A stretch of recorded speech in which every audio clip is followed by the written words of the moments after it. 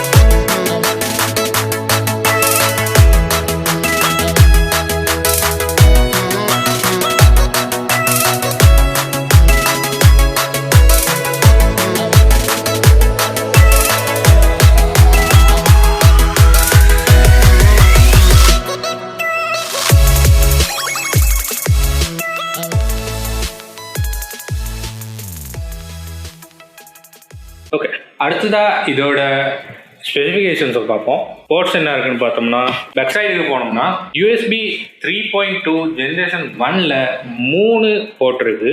And USB C type 3.2 generation 2ல ஒரு port இருக்கு. இதுல டேட்டா டிரான்ஸ்ஃபர் மட்டும் இல்லாம 50 வாட் சார்ஜிங்கும் பண்ணிக்கலாம்னு சொல்றாங்க. இது இல்லாம ஈத்தர்நெட் போர்ட் இருக்கு, RJ45. அண்ட் ஆல்சோ இதுல ஒரு HDMI போர்ட்டும் இருக்கு. அதுல இன் அவுட் இருக்கு. இதை பத்தி நான் கீழே சொல்றேன், ஒரு விஷயம் வரும் அந்த டைம்ல சொல்றேன். அடுத்தது பவர் கனெக்டர் இருக்கு அண்ட் டிஸ்பிளே போர்ட் ஒன்று இருக்கு. அடுத்தது இதுல சைட்ல உள்ள போர்ட்ஸ் என்னன்னு பார்த்தோம்னா, மைக்ரோஃபோன் மியூட் பட்டன் ஒன்று இருக்கு. நமக்கு மைக்ரோஃபோன் தேவைன்னா அதுல மியூட் பண்ணி வச்சுக்கலாம். அடுத்தது இது ஆல் இன் ஒன் பிசின்றனால அந்த மானிட்டர்லேயே தான் எல்லாம் இருக்கும். அதனால இதுல பிசியா மானிட்டரா அப்படின்னு செலக்ட் பண்றதுக்கு ஒரு ஆப்ஷன் பண்ணிருக்காங்க. நீங்க இதை ஆல் இன் ஒன் இதுலயே பிசியை யூஸ் பண்றேன்னா அதுலயே யூஸ் பண்ணிக்கலாம். இல்ல இதை நான் மானிட்டரா யூஸ் பண்ணிக்கிறேன்னா அந்த சுவிட்சை ஒரு தடவை ப்ரெஸ் பண்ணீங்கன்னா அது ஒரு மானிட்டராகவும் யூஸ் பண்ணிக்கலாம். இது ஒரு நல்ல ஃபீச்சர் தந்திருக்காங்க, நல்லா யோசிச்சிருக்காங்க. அவங்களுக்கே தெரிஞ்சிருக்கு போல, சில வேளை இதை எவரும் யூஸ் பண்ண மாட்டாங்க. ஆனால் குறை சொல்கிற அளவுக்கு இல்லை, பெர்ஃபார்மன்ஸ்லாம் ஓரளவு இருக்குது, பார்க்கலாம் பின்னாடி.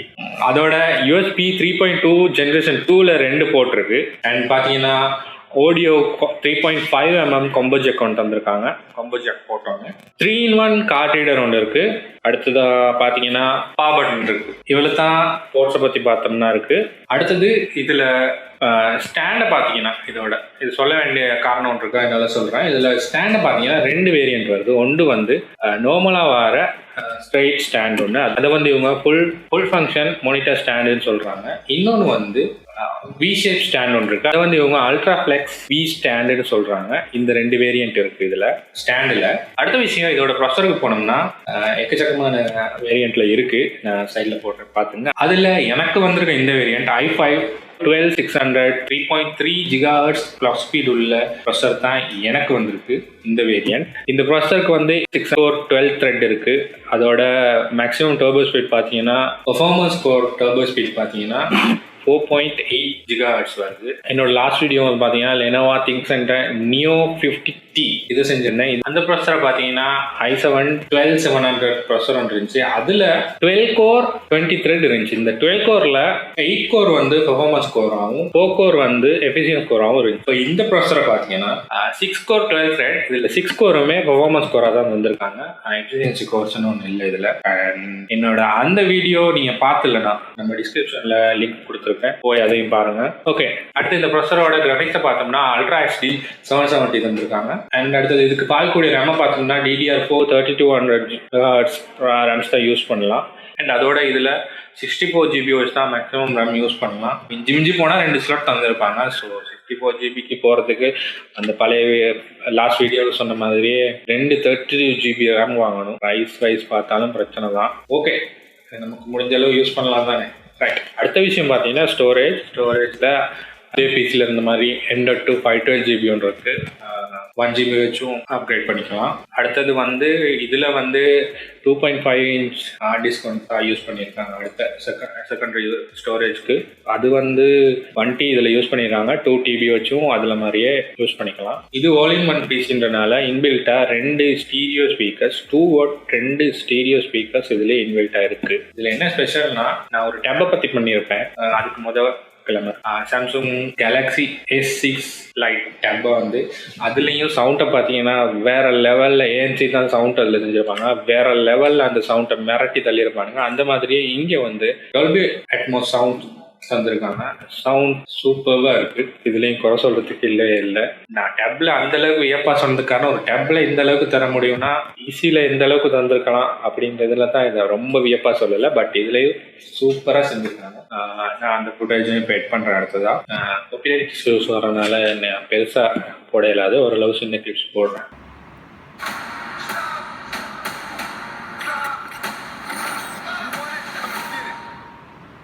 For centuries, our kind has stayed hidden on Earth. But darkness. அடுத்தது இதோட ஒரு வெப்கமும் வருது. என்னன்னா, எனக்கு வந்திருக்க வேரியண்ட்ல வெப்கம் இருக்கு, இல்லாததும் இருக்கு. ஸ்டாண்ட் மாதிரி தான், வி ஸ்டாண்ட் உள்ளதும் இருக்கு, இல்லை நார்மல் ஸ்டாண்ட் உள்ளதும் இருக்கு. அந்த மாதிரி இதுல வெப்கம் உள்ளதும் இருக்கு, இல்லாததும் இருக்கு. எனக்கு வந்திருக்கல வெப்கம் இருக்கு. இந்த வெப்கம் வந்து 5 மெகாபிக்சல் வித் பிரைவசி செட்டப். நீ இதுக்கு முதல்ல நான் ஒரு அசோஸ் லேப்டாப் பத்தி ஒரு வீடியோ செஞ்சிருக்கேன், ரிவ்யூ அண்ட் அன்பாக்சிங். அதுலயும் இதே மாதிரி பிரைவசி செட்டப் ஒன்று இருந்துச்சு. ஸோ அந்த வீடியோ பார்த்துருக்காட்டி லிங்க்ல கொடுத்துருக்கேன், போய் பாருங்க. அதே மாதிரி பிரைவசி செட்டப் ஒன்று இதுலயும் இருக்கு. Perfect, good work. அண்ட் அது நிறைய பேருக்கு தேவைப்படும். ஏன்னா ஹேக்கர்ஸ் எல்லாம் நம்மளை ஹேக் பண்ண போகிறது இல்லை இந்த அளவுக்கு பெரிய பர்சனுங்களை. ஸோ ஆனால் அந்த மாதிரி கான்ஃபிடென்ஸ்லியாக யூஸ் பண்ணுற ஆக்கள் இருப்பாங்க தானே. இப்போ ஆஃபீஸ்க்குள்ள பெரிய எக்ஸிக்யூட்டிவ்ஸ்லாம் இருப்பாங்க, அவங்களுக்கு உதவும். அதை க்ளோஸ் பண்ணி வச்சுருக்கு இந்த பிரைவசி செட்டர் உதவும். அது இல்லாமல் மேலேயும் கீழேயும் 20 டிகிரிஸ்க்கு டில்ட் பண்ணிக்கலாம், மேலேயும் கீழேயும். வரவேற்கத்தக்க விஷயம். அது இல்லாமல் இதுக்கு வந்து பவர் அடாப்டர் ஒன்று வந்திருக்கு. 180 வாட் பவர் அடாப்டர் ஒன்று வந்திருக்காங்க பவர் அப் பண்ணுறதுக்கு. அண்ட் அடுத்த விஷயம் பார்த்தீங்கன்னா, இதோட டிஸ்பிளே மட்டும் சொல்ல முடியாது, அதுதான் பிசிஏ. அண்ட் டிஸ்பிளே பார்த்தீங்கன்னா 1.5 inch full HD anti Clare IPS panel தான் இங்கே தந்திருக்காங்க. அதோட டிஸ்பிளே பற்றி சொல்லணும். இன்னொரு விஷயம் என்னன்னா, டிஸ்பிளேல 2 விஷயம் இருக்கு. டச் உள்ளது இருக்கு, டச் இல்லாதது இருக்கு. என்கிட்ட இருக்கிறது டச் இல்லாத வேரியன்ட், டச் இருக்க வேரியன்ட் இருக்கும். ப்ரைஸை பொறுத்து மாறிக்கும். இதோட கீபோர்டும் மவுஸும் வருது. கீபோர்ட் மவுஸ்லையுமே நார்மல் நாங்கள் வயர்ட் கீபோர்ட் தான் எங்களுக்கு இப்போ இதில் வந்த வேரியண்ட்ல வந்திருக்கு. அது இல்லாமல் வயர்லெஸ் கீபோர்டும் ஃபிங்கர் பிரிண்ட் சென்சர் உள்ள மவுஸும் இதில் இந்த வேரியண்ட்லேயே வருது. நான் லாஸ்ட் வீடியோ சொன்னதில் இதை மிஸ் பண்ணியிருப்பேன். அந்த வேரியண்ட்டுக்குமே எங்களுக்கு வந்ததில் வயர்ட் கீபோர்ட் மவுஸ் தான் இருந்துச்சு. Wireless keyboard with fingerprint சென்சரோட உள்ள மவுஸ் உள்ள வேரியண்ட்டும் ஒன்று இருக்குது. அது பவர் அப் பண்ணிக்க யூஸ் பண்ணும். அதாவது மவுஸில் ஒரு ஃபிங்கர் பிரிண்ட் சென்சரில் எடுத்து வச்சிங்கன்னா ஈஸி பவர் அப் ஆகும், அதுக்கும் யூஸ் ஆகும். இவ்வளோ தான் இதை பற்றி சொல்ல இருக்குது. அடுத்தது இதோட பெர்ஃபார்மன்ஸ் கொஞ்சம் பார்ப்போம்.